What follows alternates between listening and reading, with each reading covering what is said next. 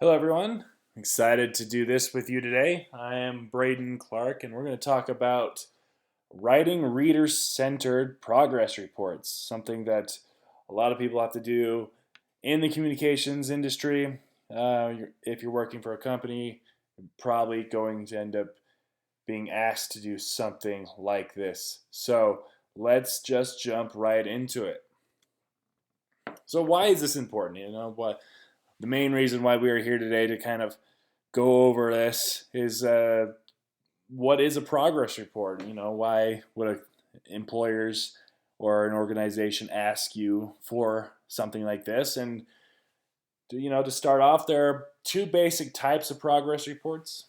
One is that the one that you tell your readers the process on one project, and then the next one is you give a description of all the work on all the projects. So it's either a small report on one specific project being done, or it can be a more of a lengthy project done that is a little bit more than just your simple progress report that has many different projects all being done together.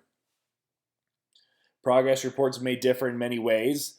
They may cover one project or many, like I just addressed, and in this situation, you know,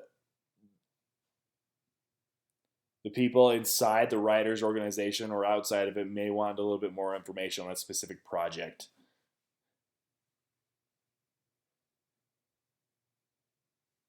And secondly, almost all progress reports have this one thing in common: the readers are primarily concerned with the future.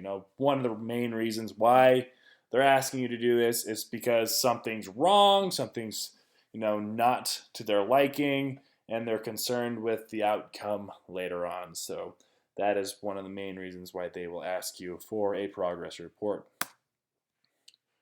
Progress reports and the future. So I already illustrated that the readers, the people that instruct you to do the progress report, may be a little nervous for the future. So this, from a report designed by you, the readers may be trying to learn the things they need to know in order to manage your project. An effective progress report should instruct them how to keep the project moving smoothly, or in some cases, getting it back on track. Like we said previously, there's going to be a lot of these companies who struggle with, whether it be their social media engagement rate, or maybe their YouTube channel isn't receiving the same amount of views that they would like. So stuff like that, getting it back on track. And the progress report, you can go in and detail exactly what is the purpose of the progress report, how you suggest they fix it, or how you're fixing it, and some recommendations for the future. The questions readers ask most often. So this is going to be important when you do your progress report, that you answer these questions so that when the readers get the most value out of their reading for your project. One of them is what works. What work does the report cover? This is pretty self-explanatory, but it's important to say exactly what the report is covering so the people that are reading it know for a fact what you're covering in this report, and making sure that you're not skipping over certain steps and stuff like that. What is the purpose of the work? Why is it even being done? Why is the report being built out in the first place, and how does it relate to the responsibilities of the people that are reading it and the present and the future of the organization as a whole? Is your work progressing as planned or expected? It's important the readers are caught up to speed here if there are necessary adjustments to be made surrounding a project. This could be many different hiccups that have happened along the way that, it just hasn't really gone according to plan. And that's okay in some cases. You just make sure you give it the accurate information right at the start, so you're not leaving the organization out to dry. You want to make sure that everything is detailed accurately, no matter what the outcomes have been. And what are the results that have been produced? The results may be varying depending on the report, but even when you're still in the midst of a project, readers will want to know about any results they can use in other projects now before you finish your overall work. So even if it's not done and they ask for the progress report, it's important to give them something about what has been done, what information you do have on the progress of this project you are helping them with this progress report. And then some other notable questions that could come up is, what progress do you expect during the next reporting period? So this is going to be important for just going forward. If depending on the upcoming time frame, what could they expect in the next 3 months, the next 4 months? Another question is, how do things stand overall? This is a good question to answer in the progress report as well, because it'll help paint the picture of what direction the company's going, and if this project is in the upward trajectory instead of the downward one. And lastly, maybe what do you think the company should do? If you're experiencing or expecting problems, your readers will want your recommendations about what should be done. Your ideas about how to improve the project will also be very welcome in this. So, how do you build a progress report? A lot like other papers or different reports that you've made. It's very similar. First of all, it's going to start with an introduction. What does the report cover? This is going to be the most important spot, because you can detail a lot of important information in this introduction. Why the report is being done, the progress of it, and maybe even a conclusion if you have that and you want to give that information right at the beginning.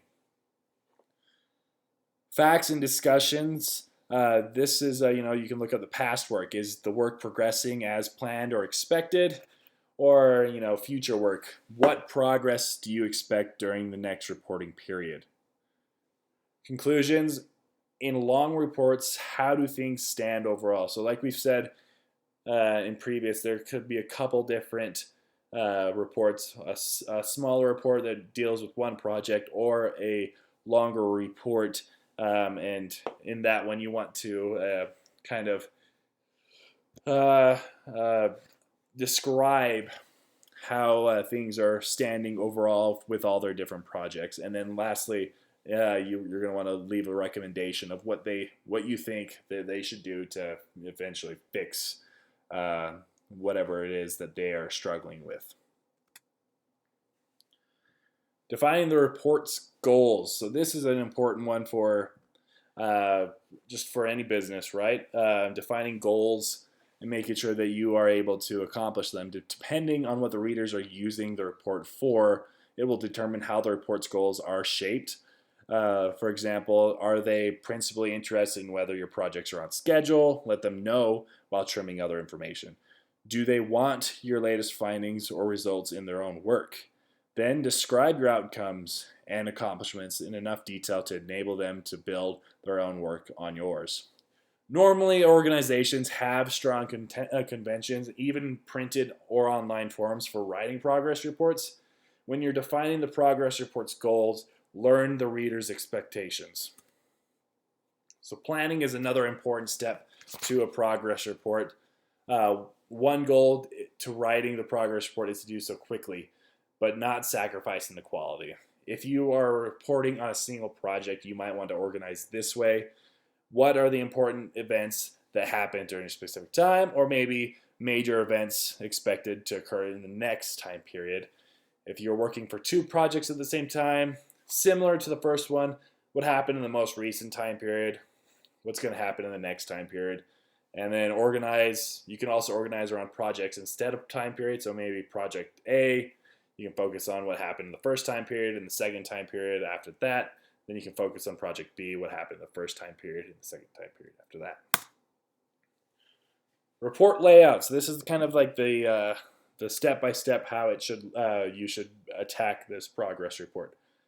First of all, you're going to want to save time by drafting and revising, including only the most important points, and by stating your information in a straightforward manner. The introduction is going to be the opening statement to the progress report, making sure that you're understanding of what it is that is being done. And the facts and discussions is in this section. The report is what is being planned and what else is being reported in this period. Conclusions, this is the overall view of the progress. Like I said previously, this can actually be in the introduction if it is necessary to the report. And lastly, recommendations, what you suggest for the company to fix these issues going forward. And that will do it for me today. Thank you so much for this presentation, and I hope you guys learned a thing or two on how to write an effective progress report. Thanks so much.